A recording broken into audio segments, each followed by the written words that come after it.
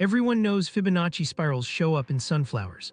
But did you know that many biological and physical systems, including DNA's spiral structure, display ratios close to Fibonacci values? Even more surprising, astronomers have reported galaxies forming with spirals that echo the same math. Coincidence or a recurring efficiency rule? What we'll explore is not just trivia, but a strong recurring pattern across many systems, suggesting Fibonacci often reappears where efficiency or scaling matters. Today, we'll connect the math behind snail shells, financial markets, and even AI predictions.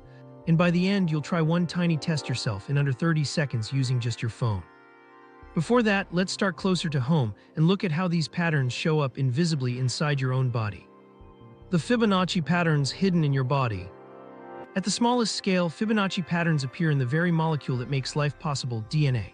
In its most common form, called canonical bDNA, the famous double helix completes a full turn in roughly 33.75 angstroms, while its diameter measures about 20.978 angstroms. Divide those numbers and you get 1.6088 within 0.5% of the golden ratio phi. Even more, the spacing between phosphorus atoms along the backbone averages a ratio of about 1.6407, around 1.4% from phi. These close correspondences give scientists pause because they weren't engineered into the molecule. They emerge out of natural chemistry. This doesn't mean every DNA molecule is a perfect golden spiral. The details change depending on base sequence, hydration, or even subtle conformational shifts. Biologists note that approximations within about plus or minus 2% of phi could result simply from geometric constraints, and debate continues over whether the match is a coincidence or a recurring efficiency rule. Still, the numbers remain striking. Life's code often settles into ratios astonishingly close to those that turn up in sunflowers or seashells. Move from molecules to bones and the echoes show up again. Many anatomical studies and popular sources highlight how hand and limb proportions tend to fall near Fibonacci-related ratios. Finger segments, for example, often lengthen in progressions that approximate phi when measured from fingertip to knuckle, knuckle to wrist, and wrist to elbow. Population averages, not every single individual, tend to hover around those numbers. Similar patterns appear in leg proportions. Foot, shin, and thigh often align into ratios near phi, producing balance and mechanical efficiency in walking.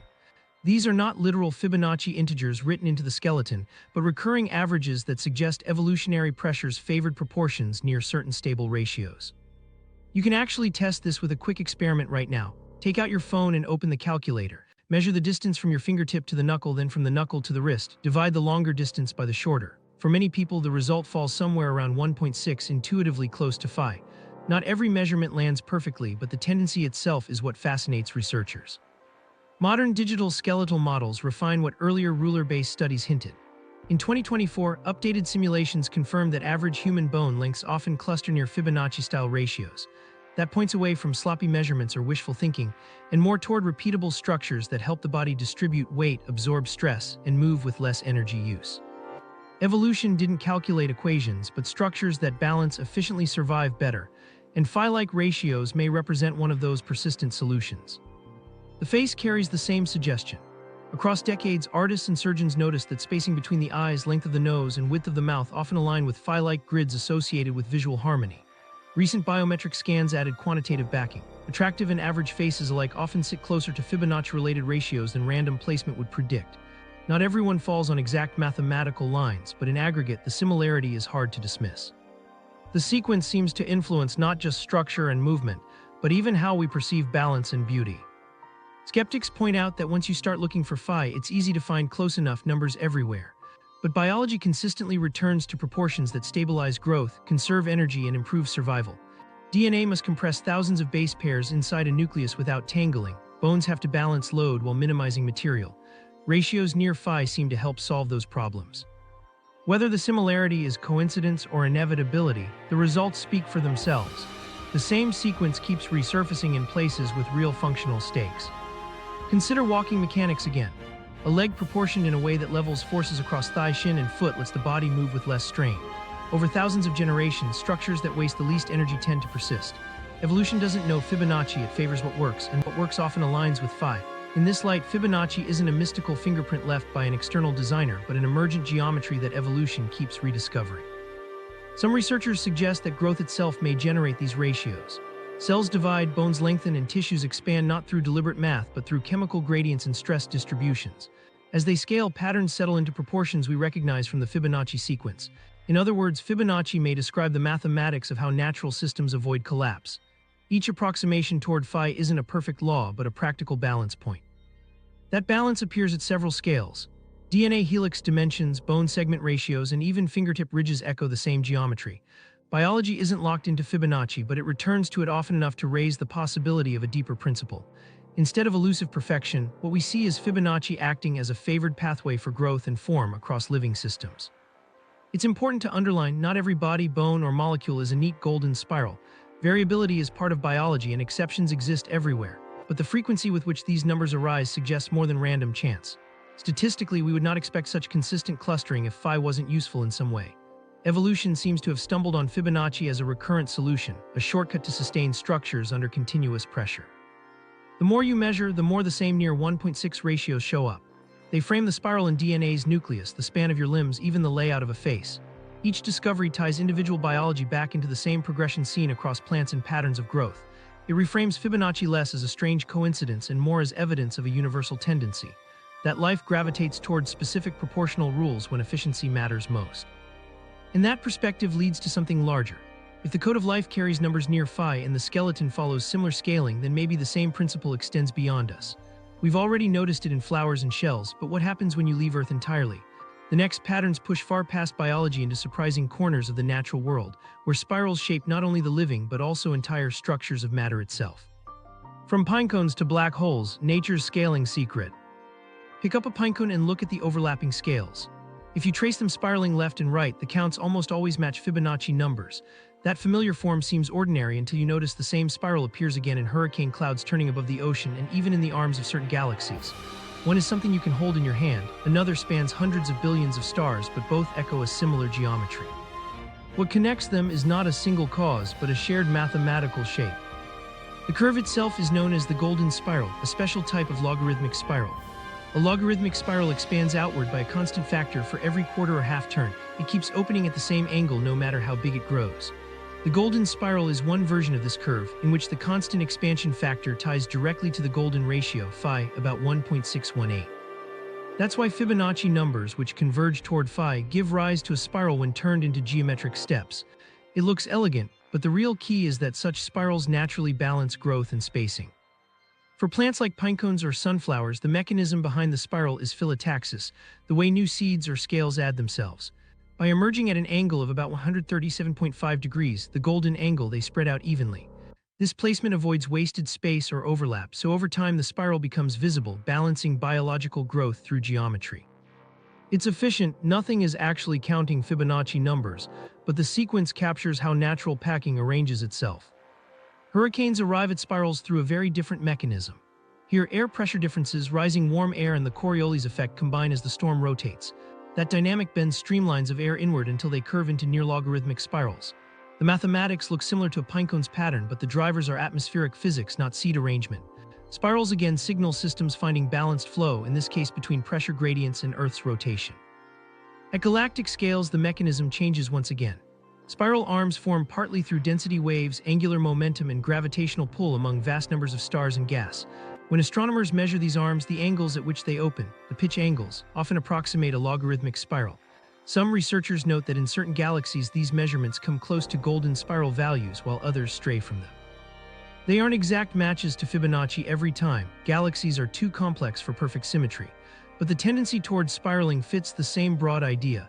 Rotation plus continual outward movement tends to resolve into logarithmic shapes. This distinction matters. Pinecones, hurricanes, and galaxies all show spirals, but for different reasons. Plants spiral for packing efficiency, storms for fluid dynamic stability, and galaxies because of orbital mechanics.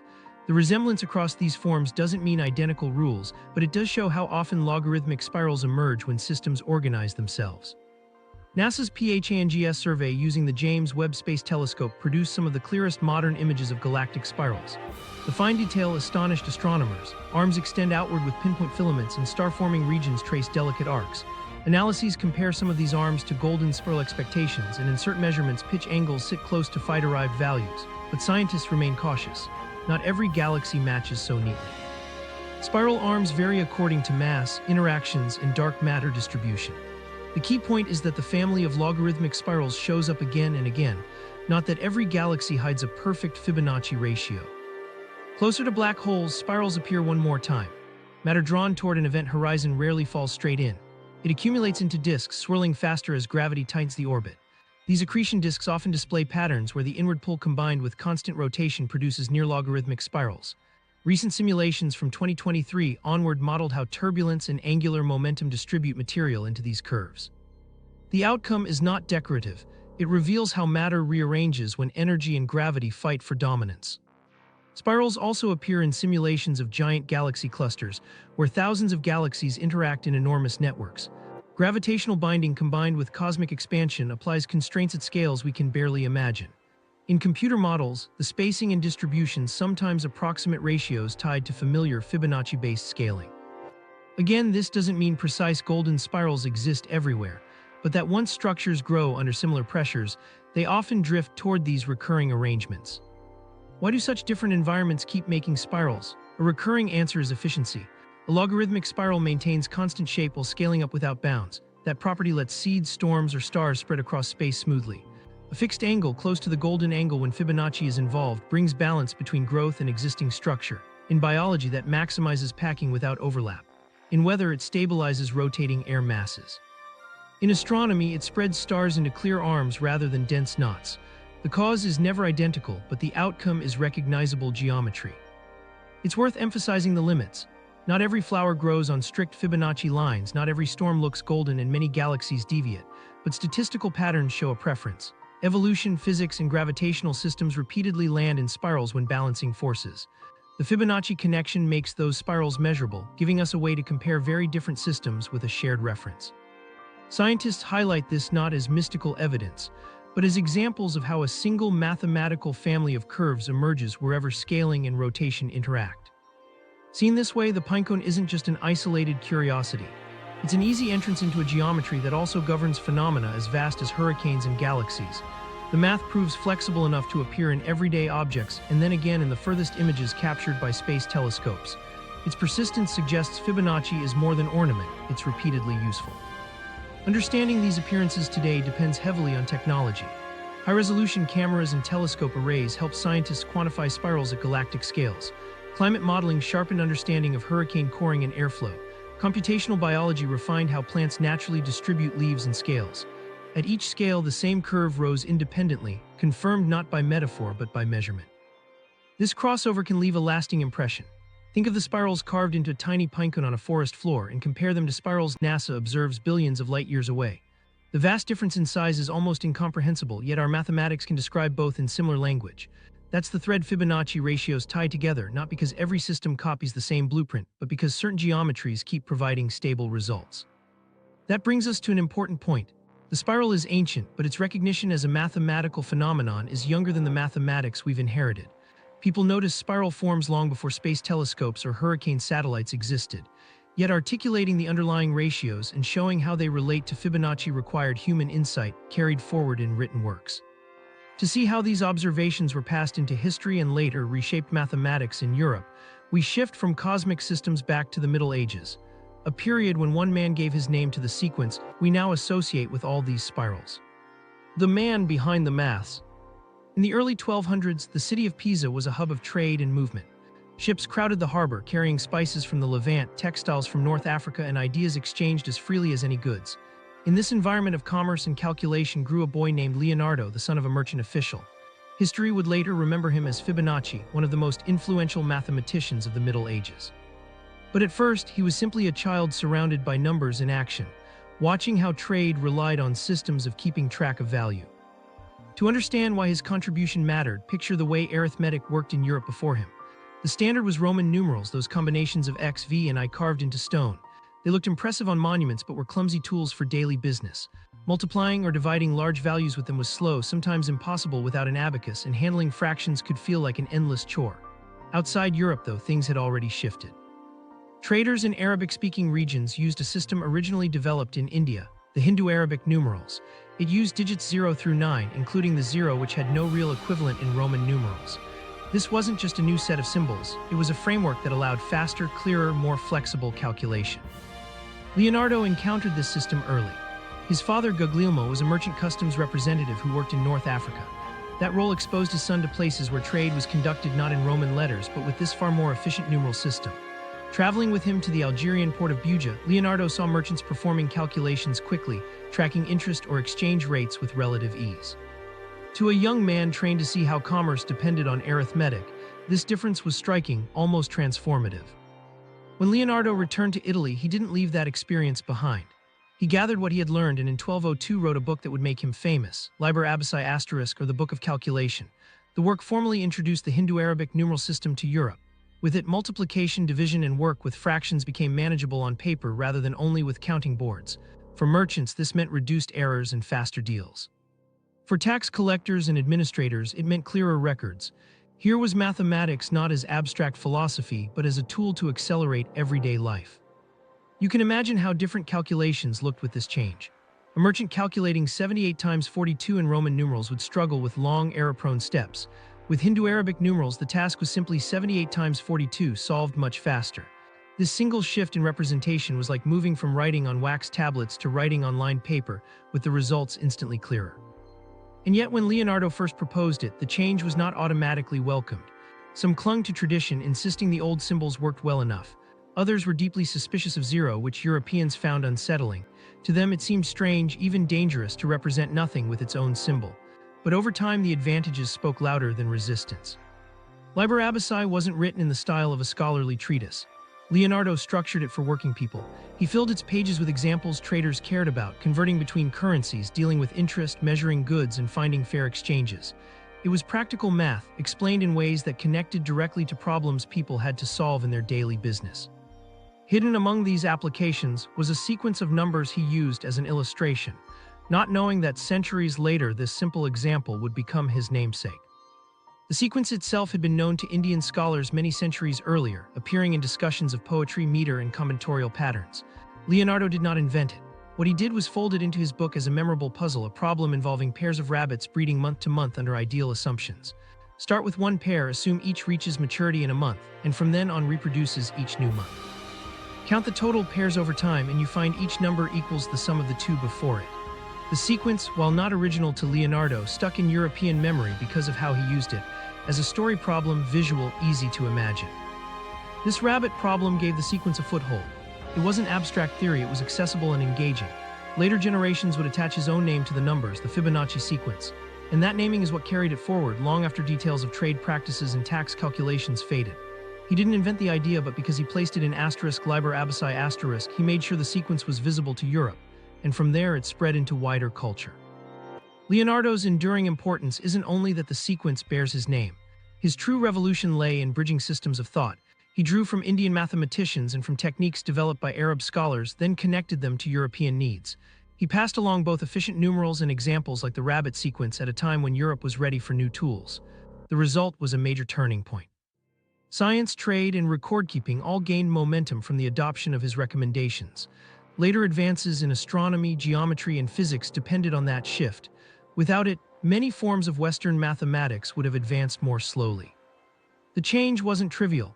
Roman numerals weren't just on tablets, they were written into laws, contracts, and church accounts. Choosing a new system meant breaking with centuries of tradition. In that sense, Leonardo had to persuade not only merchants, but also institutions that numbers could work differently. Skepticism around zero illustrates the challenge. In some city statutes, the numeral was briefly banned out of fear it could be used deceptively. Yet one by one, practical concerns overcame resistance. Efficiency won over superstition. As this use spread, his influence reached well beyond his own city. Accounting, banking, and early financial systems adapted his methods. Over time, the structured mathematics he advocated supported not only trade networks but also the flowering of Renaissance science. Every architecture calculation, every navigation chart, every astronomical model built on the numerals he had promoted. So while the rabbit sequence still bears his name, perhaps his most decisive contribution was building Europe's gateway to the numerals that underpin scientific progress to this day. The key lesson from his story is how practical needs and deeper mathematics weave together. Leonardo wanted to solve the concrete problems of merchants and customs officials. By teaching them a more efficient way of handling numbers, he also unlocked patterns that reached far beyond commerce. The sequence that later captivated botanists and artists was, in his book, simply a teaching example. But once released, the sequence became a link between calculation, natural patterns, and abstract math. That connection has kept his name alive across centuries. What makes his legacy especially clear is the role of cultural exchange. None of the ideas he wrote down originated entirely with him. India had provided the sequence long before, and the Arabic-speaking world had refined the numerals he borrowed. Leonardo's place in history comes from being the bridge, the man who carried those ideas into Europe, wrapped in explanations merchants could use. That transfer changed the course of mathematics and put his name on one of the most recognizable series in math today. So when people say Fibonacci, they aren't referencing a solitary discovery. They are naming the man who translated and transmitted. He made mathematics a working tool for his generation and ensured ideas from far-off places became part of European knowledge. His book Liber Abyssai *, published in 1202, introduced Hindu-Arabic numerals, included the famous rabbit problem, and set the stage for centuries of exploration. He didn't invent the sequence, but his book made it visible, and later generations began seeing that same progression reflected across nature. And that takes the story to its next step. Because once a simple list of numbers exists, people cannot help wondering, why do these abstract values surface again in seashells, storms, or galaxies? What connects a line of digits on paper with spirals visible across the world? When numbers become spirals. To see how the numbers themselves generate spirals, you need only follow the math step by step. Begin with the Fibonacci sequence, where each term equals the sum of the two before it. If you divide one number by the one before it, say 21 divided by 13 or 34 divided by 21, the ratios gradually close in on a single value known as phi, about 1.618. The farther along the sequence you go, the closer the ratios get to phi. This steady convergence is why the sequence links so strongly to proportional patterns we see elsewhere. Now translate those numbers onto a drawing. Take squares whose side lengths follow consecutive Fibonacci numbers. Start with 1, then another one, then 2, then 3, then 5, and so on. Arrange each square beside the last so they build into a growing rectangle. Once those squares are in place, connect quarter circles across them in order. The arcs merge into a curve that approximates what's called the golden spiral, a specific form of the more general logarithmic spiral. In just a few moves, you go from a numerical list to a curve that looks exactly like forms embedded across biology and physics. The golden spiral matters because it never changes its shape as it scales. Logarithmic spirals have this defining property. The curve expands, but its angle remains constant. Whether small or vast, the spiral keeps the same profile. This self-similarity explains why so many structures approach it. If a system grows by a fixed proportion each step, a chamber of a shell, a ring within a flower head, a new unit of growth stacked on the old, the outcome is a logarithmic spiral. The Fibonacci sequence simply encodes the proportions needed to generate one form of it, where phi sets the scaling. In seashells, each new chamber must be big enough for the animal to fit inside, yet still shaped so the shell remains balanced. A constant percentage growth rule makes that possible, and the shell's edge then traces the familiar spiral. In storms, airflow driven by pressure and rotation balances forces into near-logarithmic curves that hold the system together. In galaxies, stars orbiting a dense center spread outward in arrangements that often resemble logarithmic spirals, though not every galaxy matches perfectly. What links all of them is proportional scaling. Units change by consistent ratios, and the spiral emerges naturally from that process. Scientists use digital tools to verify this connection in fossils too. Reconstructions of ancient ammonites show that many shells align closely with logarithmic spirals. The fit can be measured by equations and repeated across species that lived across different eras of geologic history. These studies confirm the spiral pattern isn't coincidence or human projection. Like modern shells, the growth laws in ancient creatures produced curves that matched mathematical expectations. The spiral isn't designed from the outside, it comes from how proportional growth stabilizes form. Computer simulations make the principle easy to test on any system. Start with a simple rule. At each step, add a new unit scaled by a constant factor. Plot these steps as dots, then connect them. The result bends into a logarithmic spiral every time. The idea doesn't depend on whether the dots represent cells, seeds, orbits, or molecules. The rule alone generates the pattern. That universality explains why spirals appear wherever systems grow incrementally under proportional constraints. This also explains their resilience.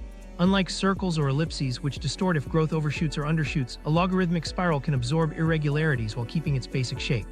That built-in stability means evolution and physical dynamics return to it repeatedly.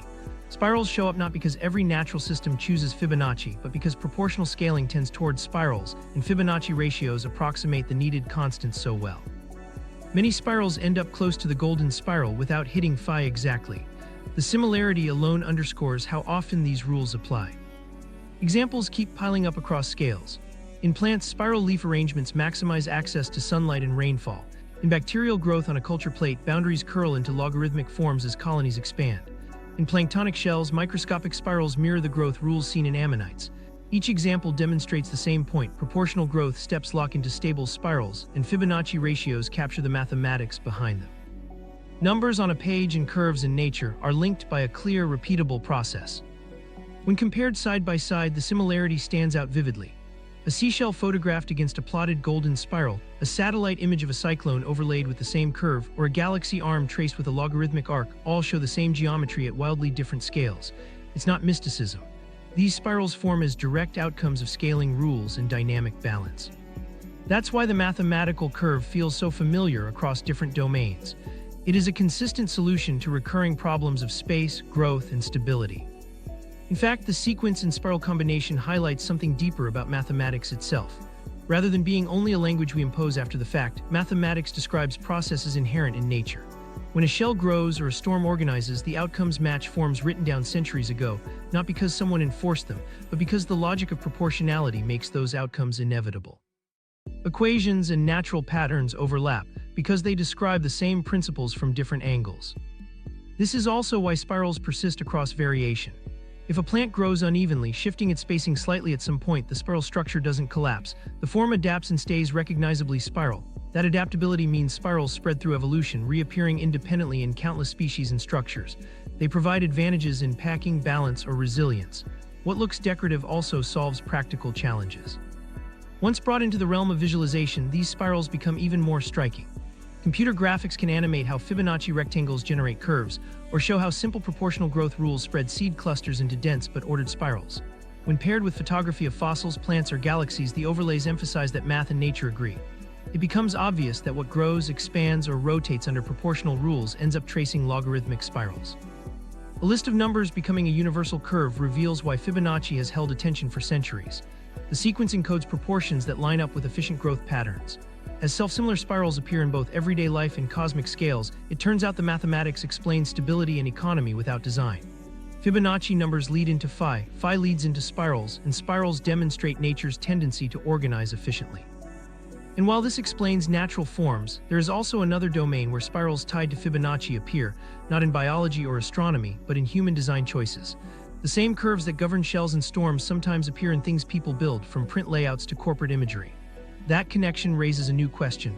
Why do artificial images shaped by these proportions feel appealing to the human eye? The logos that trick your brain. Why do certain logos feel instantly familiar, even before you fully notice them?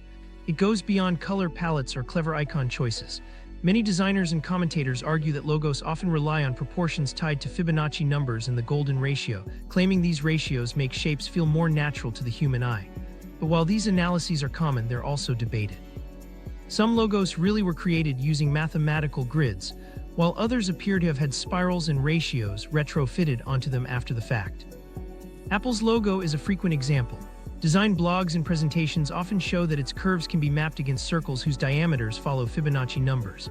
The Twitter bird has been dissected in countless design articles, revealing overlapping circles sized in what look like Fibonacci progressions.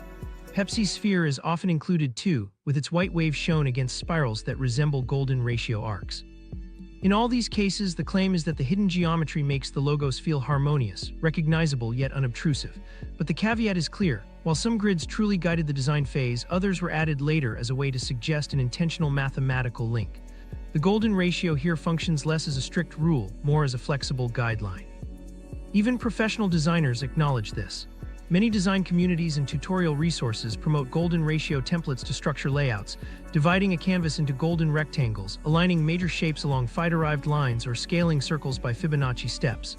These grids help achieve balance quickly, but the evidence that they universally guarantee appeal is weak. In practice, the ratio is one tool among many, a starting point for proportions that feel right rather than a magic formula. Think of it through perception. Our visual systems evolved to recognize natural growth patterns, many of which tend toward Fibonacci-like proportions. Leaves spiraled at the golden angle, shells coiled with phi-like ratios, and faces averaged to dimensions near those same constants. When designers echo these familiar structures, logos often tap into what feels balanced without our needing to calculate. Set against competing options on a shelf or screen, the mark that looks most stable may stick in memory faster. These ideas have turned into strong marketing tools. Agencies sometimes present elaborate pitch decks overlaying golden spirals on packaging or brand marks. Sometimes the match is exact, but other times the overlays are adjusted until curves appear to align. To some executives, the diagrams play like revelations, but to designers, they're simply a framing device for an intuitive design choice. What matters is whether every curve maps perfectly to phi. It's whether the end result creates instant recognition. Psychological research provides some grounding. Experiments repeatedly show that people rate rectangles with ratios near phi as most pleasing, averaging across groups. Similar results appear in ratings of portrait proportions. People tend to find spacing close to golden sections more attractive. Importantly, these are statistical tendencies, not absolutes. Preferences vary among individuals and across cultures, but the averages suggest that phi-based structures reduce visual strain. Logos designed with those structures might gain fractions of a second in recognition or recall, which in brand terms can be decisive. Look at Apple again. It has evolved through several versions, but its current mark is simple enough to work at any scale and abstract enough to avoid clutter. People debate endlessly about whether Fibonacci measures were used in shaping the byte or the leaf. Regardless of accuracy, the association itself reinforces the perception of harmony. The Twitter bird, broken down into overlapping Fibonacci circles, is another popular teaching diagram.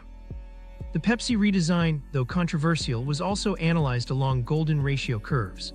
Even if retrofitting is sometimes at play, the prevalence of these discussions shows how tightly we connect visual appeal with mathematical order. This doesn't mean every successful brand relies on Fibonacci. Some effective logos deliberately reject symmetry or golden sections, using sharp irregularity to stand out, but the consistency with which design manuals teach phi grids suggests they're a reliable shorthand. A logo aligned to Fibonacci-based ratios is likely to feel polished and balanced, even before color and content are added. Designers know it's safer to present a clean, mathematically structured option than one that risks looking clumsy. Beyond individual marks, the same logic filters into wider design. Layouts of websites, magazine spreads, and even app icons often follow golden rectangles for column widths, banner heights, or image placement. Packaging dimensions sometimes use Fibonacci ratios to balance front-face panels against side profiles. In digital spaces, button placements and card layouts may echo phi to reduce visual clutter. These aren't necessarily noticed consciously, but they contribute to smoother interactions. When something feels easy to navigate, part of the reason is that proportional cues align with human bias. Critics caution against overuse. Articles in design journals point out that many supposed Fibonacci overlays stretch or distort boundaries just enough to create a fit. That can make the golden ratio feel like mystical branding rather than practical geometry. In reality, no rule forces great design to follow phi. But when measured against large sets of logos, the trend remains. Many of the enduring marks show some connection to balanced ratios, even if not mathematically perfect ones. Whether intentional or coincidental, those ratios tap into perception in repeatable ways. Think of it as a bias toward efficiency. Our visual system processes proportions that echo growth rules it has encountered repeatedly in nature. Ratios close to phi feel familiar, not because they are innately beautiful for every individual, but because generations of evolution encountered them in plants, bodies, and environments. Recognizing them takes slightly less cognitive effort. A logo structured with those ratios enjoys that microsecond edge, which adds up through countless exposures in advertising, screens, and packaging. It can be amusing to imagine the leap from sunflower spirals to billion-dollar ad campaigns. What began as a growth pattern in seeds or shells has been formalized into grid lines for soda bottles and phone icons. Agencies overlay dramatic curves to persuade clients, while consumers make unconscious judgments rooted in visual processing. The underlying geometry remains the same, even if its application shifts from biology to branding. Here's a quick experiment for you. Grab your phone, look at an app icon, and roughly measure its long side against its short side. If you divide the two, does the number land close to 1.6? Post your results in the comments. You'll probably notice patterns that look surprisingly consistent. This little test reveals how often designers lean into Fibonacci, even in the apps you scroll past each day. So while not every design rulebook worships Fibonacci, many of the most recognizable logos carry at least a hint of golden ratio structure. Whether consciously applied or only perceived after the fact, these proportions create harmony that brands rely on. Fibonacci has traveled from rabbit problems in medieval math books to the geometry of trust signals in consumer culture. And logos are only one corner of this story. The same principles of proportional efficiency that influenced shells, storms, and branding are now filtering into new domains. Some of the most advanced technologies today are borrowing from Fibonacci-shaped logic to improve how they operate. Fibonacci in the AI era. In recent years, artificial intelligence has begun to apply Fibonacci principles in ways that move beyond natural curiosity and into measurable utility. Instead of petals or pinecones, the sequence now guides specific algorithmic strategies and design heuristics that help machines work more efficiently.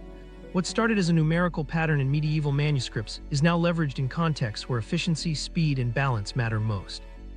In computer science, the Fibonacci sequence is not treated as a mystic blueprint but as a tool that supports particular classes of operations. One of the clearest examples is the Fibonacci search algorithm. Consider an ordered dataset, perhaps millions of items long, where the goal is to find a target entry as quickly as possible. A simple linear search looks item by item, which is slow. A binary search splits the dataset in half each time, which is much faster but still involves repeated divisions and checks. A Fibonacci search instead divides the dataset according to Fibonacci numbers. It first tests positions offset by values from the sequence, then trims down the intervals step by step using smaller Fibonacci segments. Because these ratios approach the golden ratio, the algorithm balances coverage and efficiency. The practical benefit is fewer comparisons, lower overhead, and sharper performance in contexts where memory access speed is costly, such as embedded systems or hardware with constrained resources. For a quick demonstration at home, imagine you have a short ordered list of 21 numbers. Instead of scanning one by one or having the list repeatedly, try dividing search positions at Fibonacci offsets, first at position 13, then 8, then 5, and so on as needed. You'll notice that in just a few guesses you arrive at the same result a linear search would take much longer to find. This tiny exercise replicates the efficiency engineers scale up for far larger systems. Such strategies matter in AI because modern applications constantly operate under time and resource limits.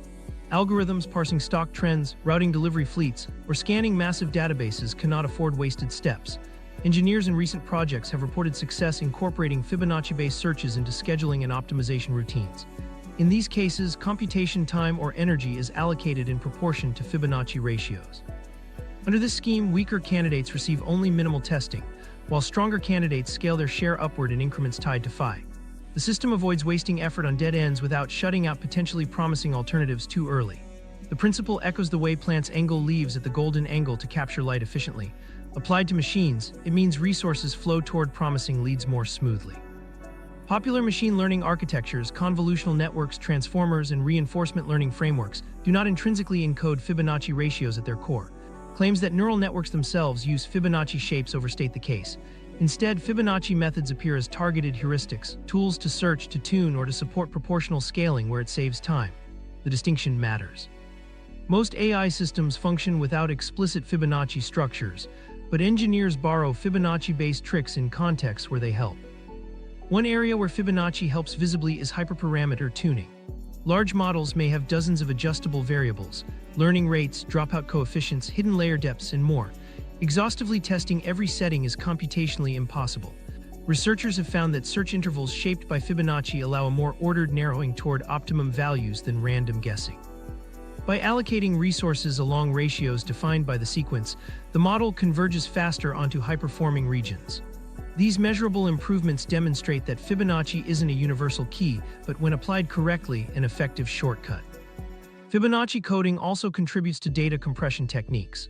The sequence produces unique number representations, which can be exploited in certain encoding schemes that AI applies when storing or transmitting massive datasets. By reducing redundancy, AI systems working in fields like natural language processing or image recognition compress information while keeping accuracy intact. The same proportional efficiencies plants use to pack seeds into heads are recast here as efficient packing of bits into code. Another research area applies ratios close to phi in visual recognition contexts.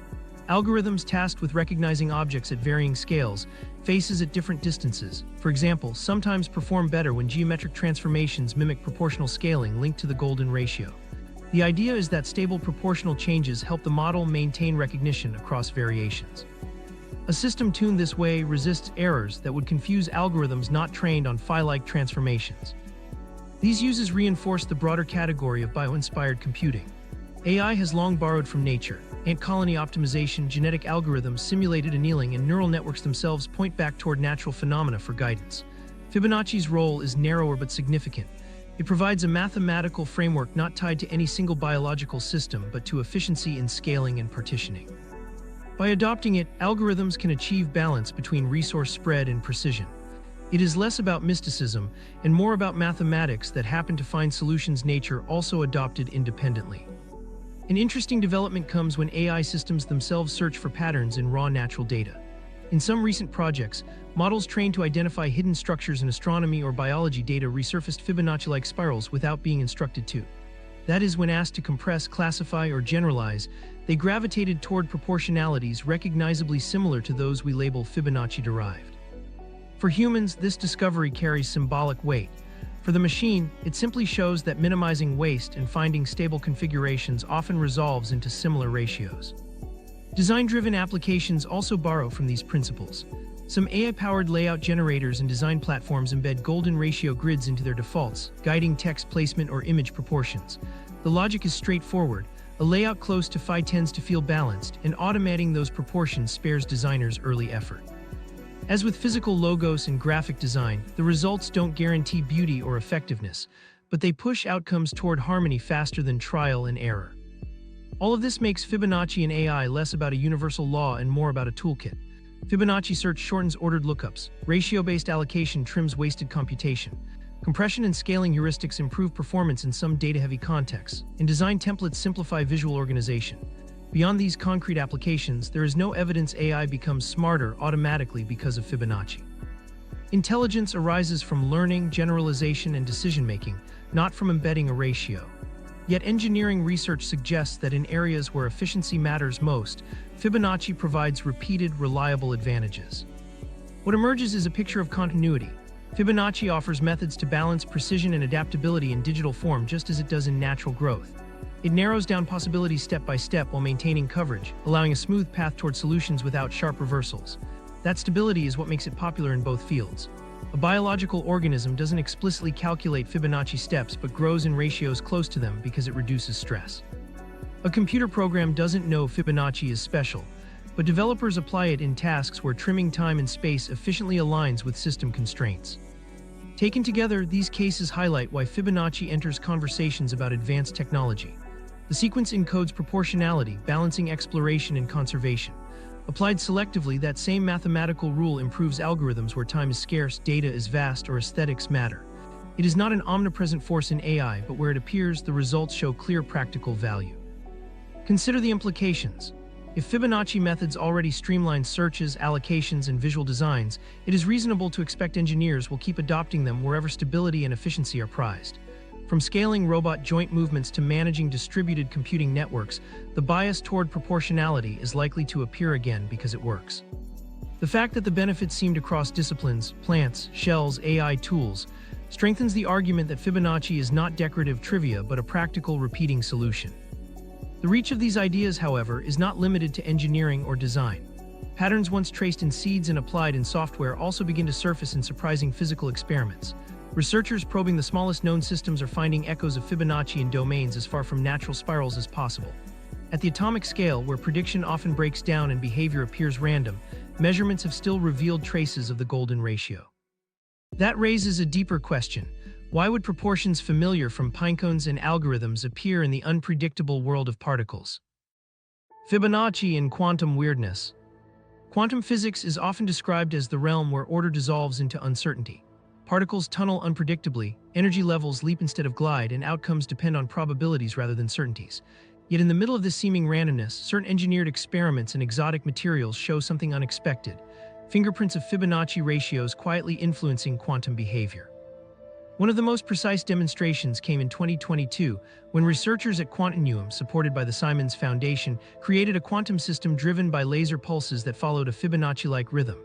Instead of pulsing at uniform intervals, the sequence alternated between two pulse lengths corresponding to quasi-periodic Fibonacci order. The result was striking. Edge qubits inside their Traptine device maintained coherence for about 5.5 seconds, far longer than the 1.5 seconds achieved under regular periodic pulses. In quantum computing, where coherence time measures how long information persists before being lost to noise, that improvement was dramatic. The difference showed that Fibonacci-like order wasn't a whimsical overlay. It tangibly changed the stability of a fragile quantum phase. This idea didn't appear from nowhere. Theory had suggested that quasi-periodic pulses might create new phases of matter, distinct from ordinary periodic or fully random driving. Such phases resist decoherence by spreading quantum information more evenly across the system. The Fibonacci sequence, sitting between simple repetition and pure disorder, provided a perfect blueprint.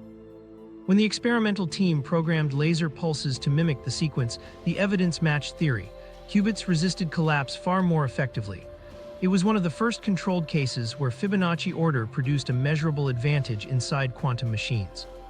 Condensed matter researchers have explored related ground. Unlike the laser-driven traption experiments, their work looks at solid-state materials that naturally or artificially encode Fibonacci structures. Quasicrystals, a class of materials discovered in the 1980s, remain central here. Unlike traditional crystals, which repeat in perfectly periodic patterns, quasicrystals display non-repeating arrangements often tied to the golden ratio and five-fold symmetry. These structures defy simple tiling rules but nonetheless exhibit long-range order.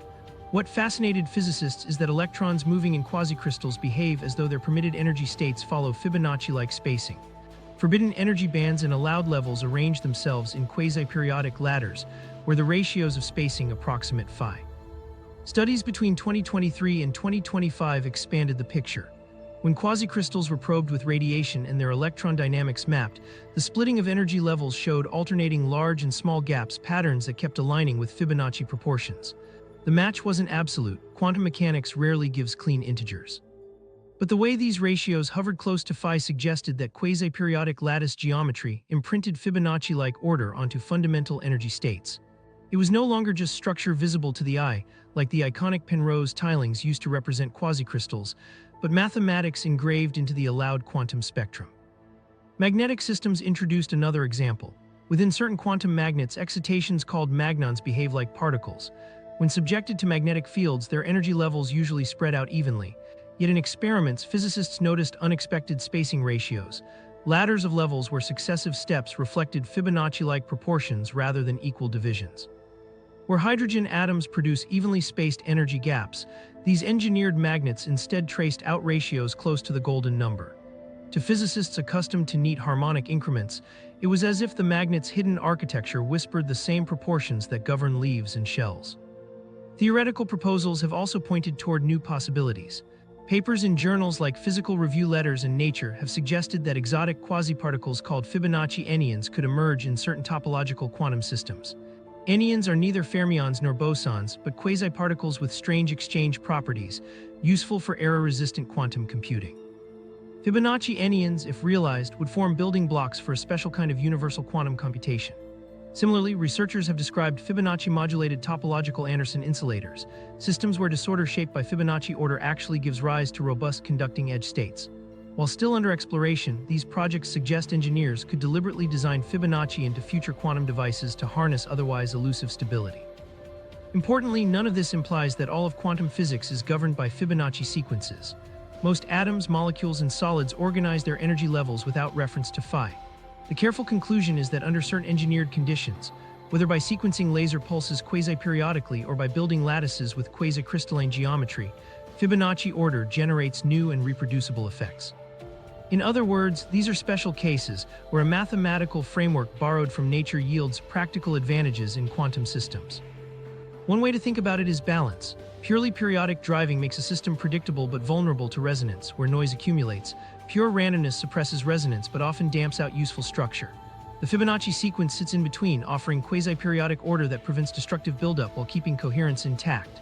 That middle ground is why the quantum qubits held information 3 times longer than normal. Rather than chaos or rigidity, Fibonacci generated a stable rhythm. This principle connects back to observations in quasicrystals, order without periodic repetition. The strange symmetries of 5-fold and 10-fold tilings, impossible for normal crystals, naturally embody golden ratio proportions. Electrons moving through such networks are forced into distributions that mirror phi. They don't know the sequence, but constraints funnel them into Fibonacci-like spacing. What happens in plants to prevent leaves from overshadowing each other, distribution by golden angles, has a parallel here in electrons distributing across energy landscapes. Different universes of scale, yet similar proportional logic. Consider also coherence time in quantum devices. Extending it means more calculations before error correction overwhelms progress. If Fibonacci pulse trains deliver that extra margin, they could play a real role in scaling quantum computers. Even tiny improvements matter. Tripling coherence from 1.5 to 5.5 seconds in trapped ions is not just cosmetic. It's the difference between testing toy models and performing useful calculations. Tools that scientists once used to describe pinecones now assist in building machines capable of simulating molecules, cryptographic systems, and perhaps more. These findings highlight a theme that we've seen across multiple domains of this story. Fibonacci doesn't necessarily dominate, but when systems balance between order and disorder, its proportions appear with striking regularity. At the quantum level, phi-like structure emerges in measured energy gaps, engineered pulses, and theoretical quasiparticles. No grand unifying law has been proven, but piece by piece, results show Fibonacci shaping phases of matter that scientists can create, measure, and potentially use. Skeptics emphasize the same caution we've seen in other fields. Once you look for Fibonacci, it's easy to find near matches.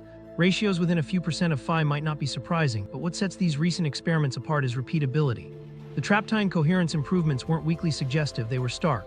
The quasicrystal band structures weren't anecdotal, they were measured repeatedly across different teams. That moves the discussion beyond coincidence into evidence-based physics. The deeper implication is that Fibonacci may point to general principles of how information organizes and endures in complex systems. In biology, structural efficiency explains why leave space at golden angles. In quantum devices, minimizing noise and maximizing coherence might demand quasi-periodic schedules shaped by Fibonacci. Across levels, phi again signals a balance between predictability and variability. Systems that need to distribute resources, whether photons, electrons, or packets of computation, often arrive at the same ratio, not by design but by necessity. This possibility excites condensed matter physicists, mathematicians, and quantum information engineers alike. It hints that universal mathematical patterns might bridge disciplines we usually keep separate. From sunflower fields to superconducting labs, Fibonacci serves not only as a descriptive tool but also as a guide for building and prediction. Each new confirmation of its role in quantum matter strengthens the sense that what once seemed arcane applies directly to practical technologies. In laboratories today, these ideas are still early but growing. Quasicrystals are under active investigation for novel materials. Quantum devices are testing pulse schemes inspired by sequences. Theorists continue to propose new phases, topological or anyonic, that arise from Fibonacci constraints. For now, the main result is awareness. Fibonacci isn't an ornament of nature alone.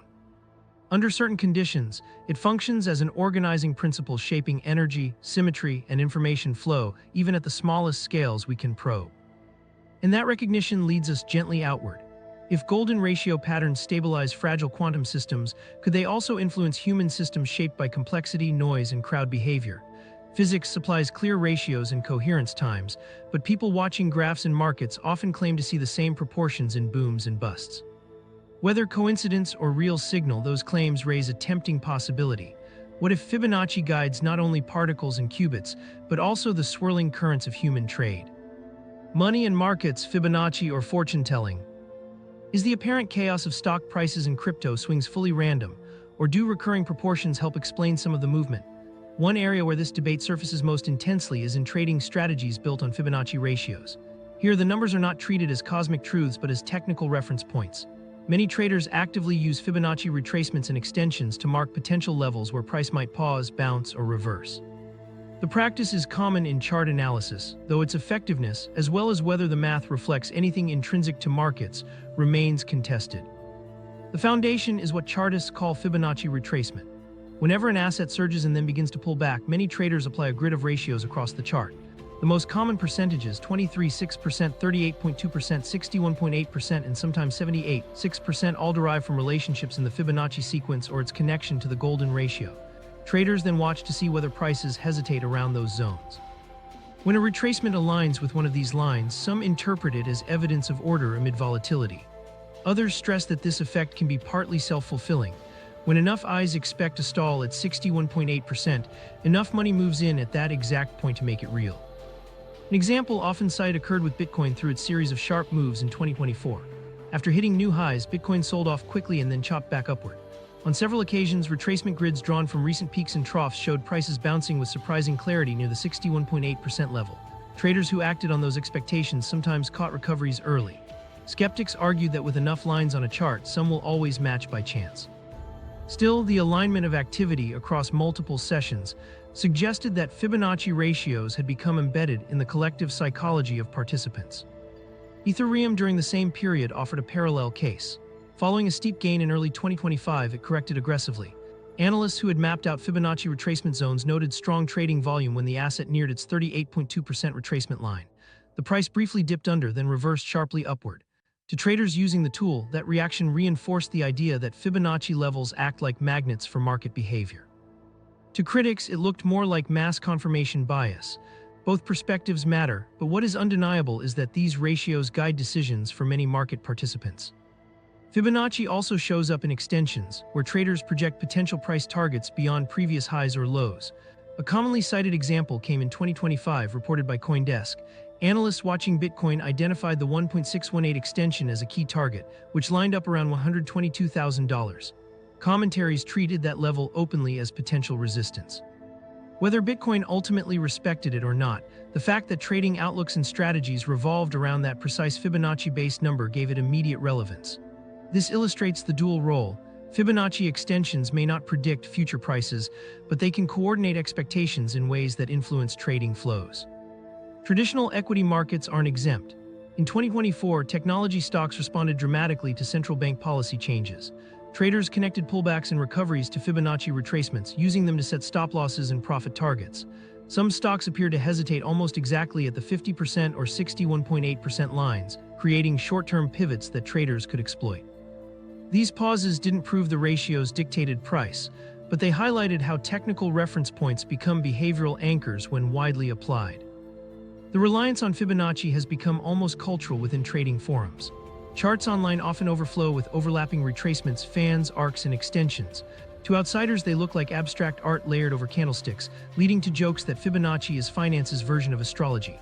Yet the reality remains that millions of trades are executed on these grids daily. When enough traders believe that Fibonacci retracements signal support or resistance, their actions help make the patterns visible in actual price charts. It must be said, ratios do not always work neatly. There are plenty of periods where prices slice directly through multiple Fibonacci lines without pause. In those cases, critics argue that believers simply stretch their grids until something lines up retroactively. Research notes from sites like TradingView and other practitioner discussions caution about hindsight bias and cherry-picking. It is easy to highlight examples that fit while quietly ignoring those that don't. This is why many financial educators describe Fibonacci retracements as reference guides rather than scientific laws. Still, the repetition is persuasive to many practitioners. Analysts have shown Bitcoin's chart pausing at Fibonacci retracements in several consecutive cycles, almost like rhythm points in a song. Ethereum demonstrated pauses at multiple ratios within a single correction, clusters that coincided with surges in trading volume. These examples reinforce the sense that while the sequence is not steering economics, the coordination among traders creates recurrent echoes of Fibonacci in market behavior. More advanced strategies add Fibonacci extensions to predict areas where price might travel next once it breaks out of a former range. Moves of 161.8% or 261.8% of an earlier swing are tracked as potential milestones. When price reaches such markers, stops and entries often cluster, producing bursts of buying or selling. This again reflects reinforcement rather than destiny. Enough traders act on the same grid that the market bends accordingly. Viewed critically, Fibonacci trading shows how order emerges in a system defined by interactions. Even if it began as a simple overlay, it now organizes behavior. What matters less is whether it reflects cosmic truth and more that it gives participants a common language. The ratios offer simple handles amid complex noise. In effect, they let large groups of traders synchronize. Sometimes that produces profitable pivots, other times it produces illusions. Both outcomes demonstrate the same psychological tendency toward shared proportional anchors. Academic studies testing Fibonacci against random controls suggest that, while not infallible, it can slightly improve trade timing relative to pure chance. That small statistical edge may be enough when combined with other tools. More importantly, the comfort traders derive from Fibonacci levels plays its own role. When people are looking for certainty in volatile times, pausing around familiar proportions offers reassurance. A level near 61.8% doesn't guarantee safety, but it feels ordered, reducing decision fatigue and sharpening group behavior. High-frequency algorithms add another layer. Many trading bots are programmed to watch Fibonacci retracement and extension levels, firing orders instantly when price approaches them. This coding means that Fibonacci is no longer only in the minds of humans drawing grids, but written directly into software that moves billions of dollars. What once was a teaching example in Liber Abaci has become a line of code reinforcing its own influence at speeds far beyond human reaction. For anyone watching markets today, it raises a question. Does Fibonacci succeed because it mirrors collective psychology or purely because belief turns into action? Most evidence suggests both. Ratios feel natural to us, so people trust them. Enough trust, amplified by algorithms and trading volume, gives them real-world consequences. This cyclical loop ensures that Fibonacci shapes charts even without fundamental justification. If you want to test the idea yourself, try a small exercise. Pull up a recent crypto or stock chart and draw a retracement from the last significant high to the low or vice versa. Note the 61.8% line and watch how price behaves around it. Then share in the comments whether you see a pause, reversal, or nothing at all. The simple act of observing will give you a personal sense of whether Fibonacci levels feel relevant, and it adds your experience to the larger conversation. In the end, Fibonacci use in markets may be less about fortune-telling and more about coordination. Prices at times appear to respect golden ratio proportions, not because economics itself is bound to phi, but because traders impose these ratios and act accordingly. The result is a feedback loop where math shapes belief, belief shapes trading, and trading etches Fibonacci visibly into charts. It is another case of people applying the same proportional rules they notice in nature to the uncertainty they face daily. And outside of these financial contexts, the same logic applies in far more ordinary situations. You do not need to trade Bitcoin or equities to explore Fibonacci. There are practical, low-barrier ways to try out the sequence in your day-to-day life, ways that demonstrate its patterns without requiring advanced math or financial systems. Practical Fibonacci you can try today. If you want to try Fibonacci for yourself, there are easy tests you can do right now. These don't require advanced math, only simple steps that give you a direct feel for how proportional patterns work in everyday life. Call this your hands-on introduction to practical Fibonacci. Begin with your own hand. Earlier we mentioned that fingertip to knuckle and knuckle to wrist measurements often fall near the golden ratio. Take a quick ruler or use your phone's measurement app, divide the longer span by the shorter.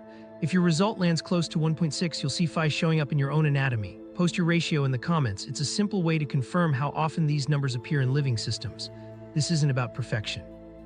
Values in the range usually cluster near phi, and the fun is seeing those echoes appear on your own body. Next, test an object you use every day.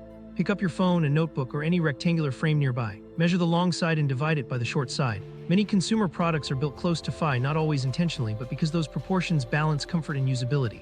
Phones sized near 1.6 are easier to hold comfortably while maximizing screen space. If your device comes close, you've just discovered mathematics in industrial design. Photography provides another quick experiment. Open your camera app and check its settings for grid overlays. Many apps allow a golden ratio grid or spiral alongside the standard rule of thirds. Place your subject not in the exact center, but at around 61.8% of the frame width or height. This point matches Roman 9DF design guidelines frequently recommended for balance. Take 2 shots, one centered, one with the subject shifted. Compare them. You'll notice how the Fibonacci guided version feels more stable and natural. Try this with portraits, landscapes, or even the horizon line. It's an experiment you can repeat in seconds and one of the clearest demonstrations of Fibonacci in visual design. Now make the sequence audible. Clap or tap a rhythm using Fibonacci intervals. Start with 1 beat, then 2, then 3, then 5, then 8. The rhythm becomes more complex but stays natural to the ear. It avoids the monotony of exact repetition while still sounding structured. Musicians sometimes use these rhythmic expansions because they feel balanced without strict symmetry. Try it with claps, a drum app, or a simple keyboard. As you build up the numbers, you'll experience how Fibonacci ratios shape patterns our brains interpret as pleasing. You can visualize Fibonacci with a sketch. On graph paper, draw a square with sides of 1 unit, then another of 1 unit beside it. Add a square 2 units wide, then 3, then 5, each time attaching the new square along the side of the growing rectangle. Once you've built several, draw quarter circles inside each square, flowing from corner to corner.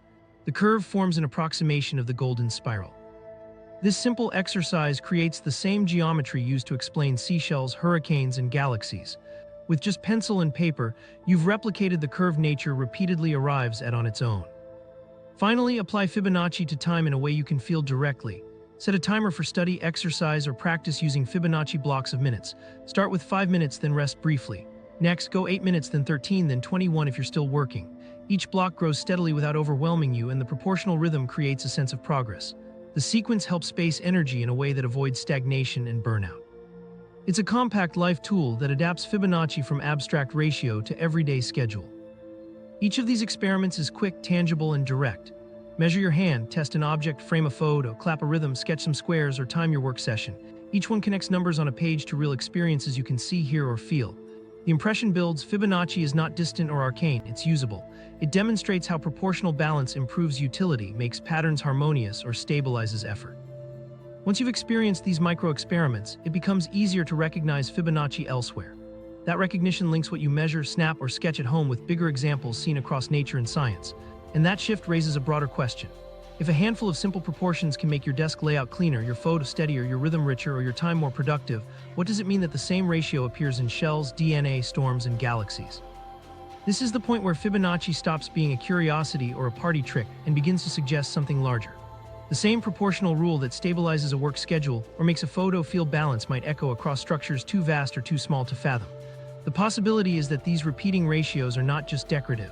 They may be evidence of a deeper principle shaping systems wherever efficiency and stability matter. The bigger meaning of Fibonacci. Fibonacci's bigger meaning may lie not in mystery but in utility. Across science and design, the sequence repeats where scaling, packing, or rotation pose challenges that demand efficient solutions. We've seen it in DNA spirals, quasicrystals, plant growth, logos, algorithms, and even quantum experiments. Biology-engineered materials and human creations often converge on similar ratios, yet it is not a universal law that explains everything. This video drew on current research, and it's worth noting some claims remain debated. That scientific debate is part of what makes Fibonacci intriguing. Which example surprised you most, DNA, quantum systems, or logos? Tell us in the comments. From your DNA's helix to the arms of galaxies, the same math keeps reappearing. Notice it, test it, and decide for yourself what that means.